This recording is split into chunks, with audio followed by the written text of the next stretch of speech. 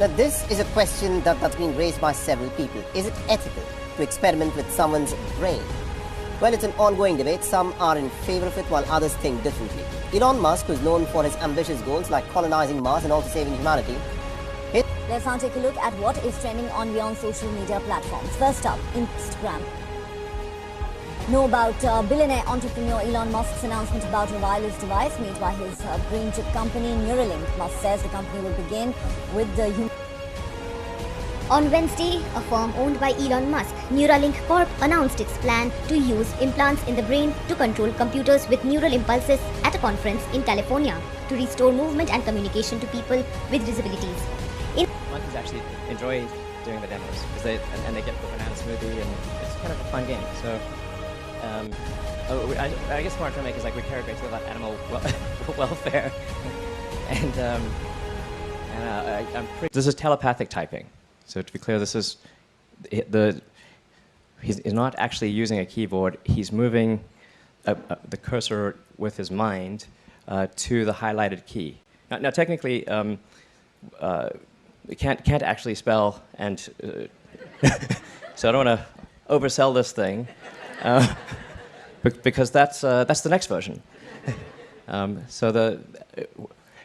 what's really cool here is Sake the monkey is moving the mouse cursor using just his mind, moving the cursor around to the highlighted key, and then spelling out what we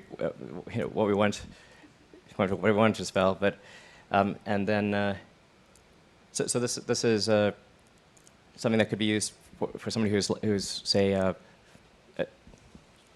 quadriplegic or tetraplegic human.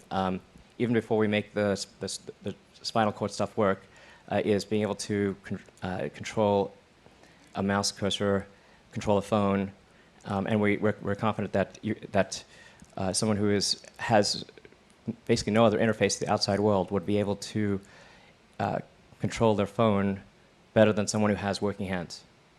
Upgradability is very important because our first production device will be much like an iPhone 1, and I'm pretty sure you would not want an iPhone 1 stuck in your head if the iPhone 14 is available. Being able to demonstrate full reversibility and upgradability, so you can remove a device and replace it with the latest version, or if it stopped working for any reason, replace it. That's a fundamental requirement for the device at Neuralink. I think it's also important to show that Sake actually likes doing the demo, and is not like strapped to the chair or anything. So So the monkeys actually enjoy doing the demos because they get the banana smoothie, and it's kind of a fun game. So I guess what I'm trying to make is like we care a great deal about animal welfare, and I'm pretty sure like our monkeys are pretty happy, you know. So as you can see, a quick decision maker on the fruit front. The first two applications we're going to aim for in humans are restoring vision, and I think this is like notable in that even if someone has never had vision ever, like they were born blind, we believe we can still restore vision. Because the visual part of the cortex is still there. Even if they've never seen before, we're confident that they could see.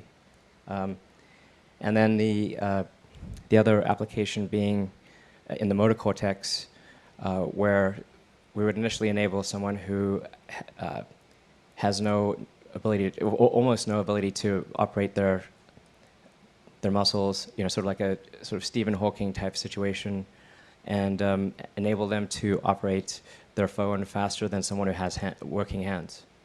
But then obviously even better than that would be to bridge the connection.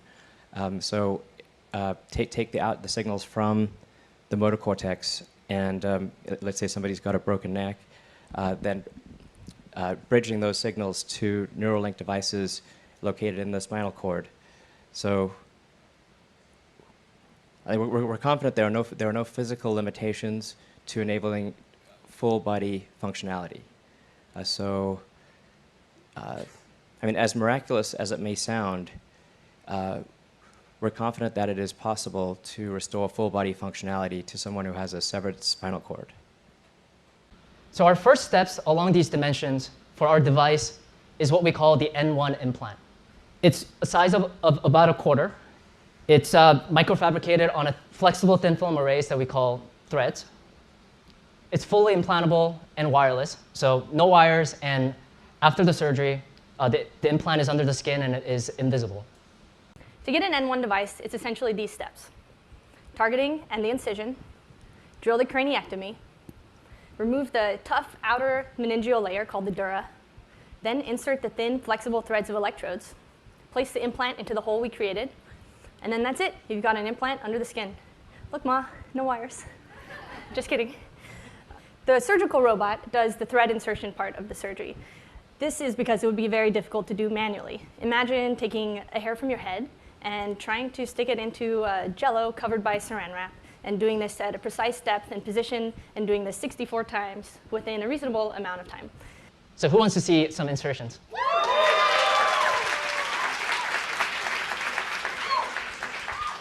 So here it is. That's our R1 robot with our patient Alpha, who is lying comfortably on the patient bed.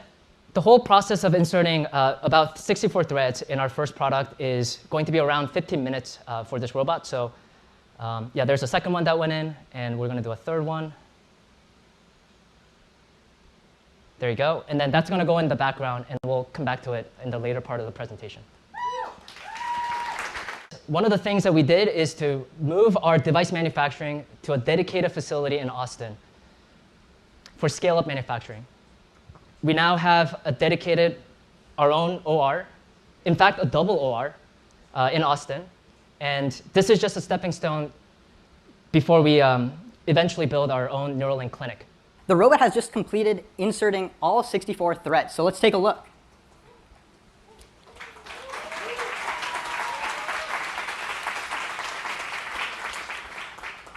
This is a view of the insertion site, similar to the one that DJ showed you earlier. But instead of the targeting reticles, if you look closely, you can see that all 64 threads, each carrying 16 electrodes, have been inserted into the brain proxy while avoiding vasculature, and all just within the past 20 minutes. We've submitted, I think, most of our paperwork to the FDA, and we think probably in about 6 months we should be able to have our first Neuralink in a human. So. Hi friends.